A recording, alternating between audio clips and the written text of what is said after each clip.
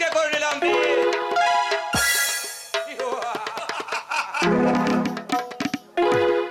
এবার এবার আমি হব এই রূপনগরের বাদশা, আর তুমি হবে আমার প্রধান সেনাপতি। তবে একটা কাজ করুন বড় সাহেব, আজ এই আনন্দের দিনে কিছু সুরার বাইজি। আর তওবা তওবা, আরে দেখো দেখি কাণ্ড।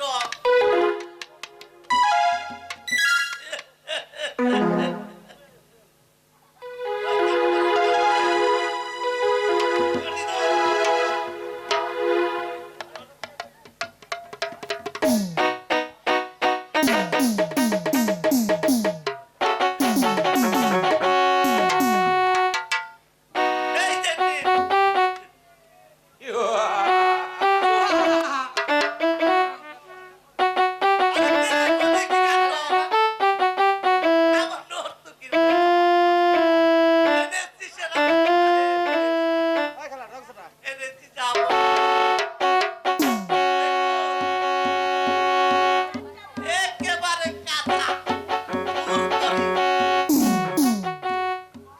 নর্তকীগণ, তোমরা নাচ গান করে আমার মনটাকে মাতোরা করে তোলো। ঠিক আছে। নাচো।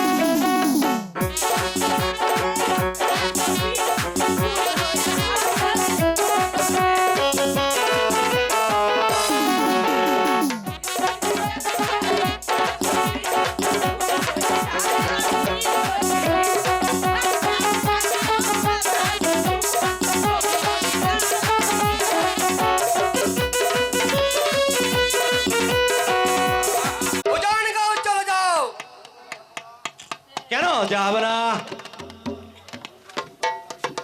তোমরা উজান গায়ে গিয়ে জংলা সাপুরে এবং তার মেয়েকে বেঁধে নিয়ে আসবে। যাও, চলে যাও। আপনার আদেশ মার্জনীয় মহাজা।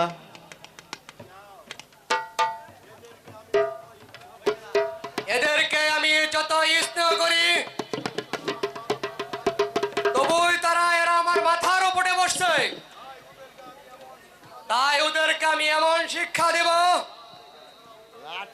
যা দেখে সারা উজানগের মানুষগুলো আতঙ্কে শিউরে ওঠে।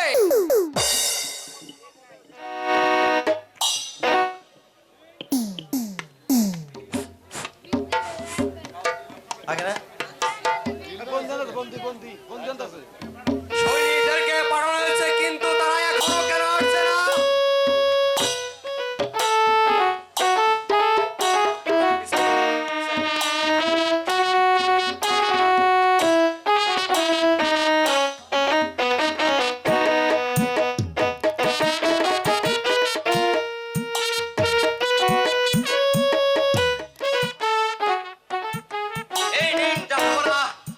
আপনার বন্দীদেরকে। এবার তোমরা চলে যাও। তাই যাচ্ছি জাহাবানা, তাই যাচ্ছি। জংলা সর্দার, আমি তোমাদেরকে অতি স্নেহ করি বলে তাই তোমরা আমার মাথার উপরে বসবে।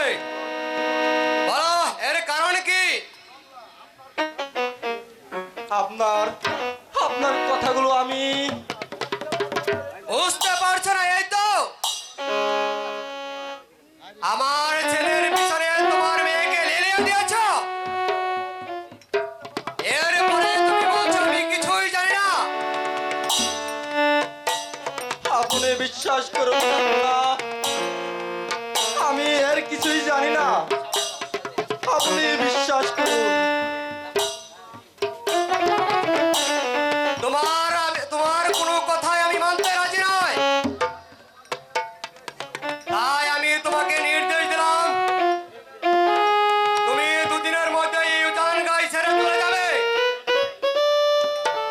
যদি আমার কথার বল খারাপ করো তাহলে তোমাদেরকে আমি দিব প্রাণদণ্ড।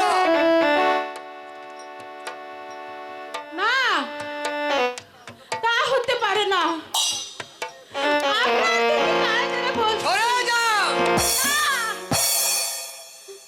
আপনি আমার সর্বনাশ করবেন না। আমাদের এই ভিটা মাটি ছাড়া করবেন না। আপনার ছেলেকে আমি কোনোদিন ভালোবাসিনি, বরং আপনার ছেলে আমার পিছু লেগেছে। দয়া করে আমাদের ক্ষমা করে দিন। সরে যাও মণ্ডপে। তুই আমার ছেলের মাথা খেয়েছিস, তাই আমি যা বলছি তাই হবে। এই মুহূর্তে তোমরা অজান গাই ছেড়ে চলে যাও, না, নইলে আমি তোমাদের বাড়িঘর জ্বালিয়ে পুরো ছারখার করে দেবো। চল রে বেটি, চল। আর আমাদের এই উজান গায়ে থাকা হবে না। কারণ কারণ ওই নিষ্ঠুর বাদশার নির্দেশ আমাদেরকে অক্ষরে অক্ষরে পালন করতে হবে। চল মা, চল। দাঁড়াও মর্জিনা,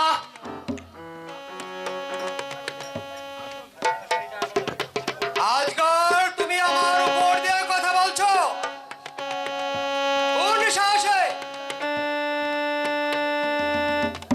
এই মেয়েটি আমার জীবন বাঁচিয়েছে, এই সাহসে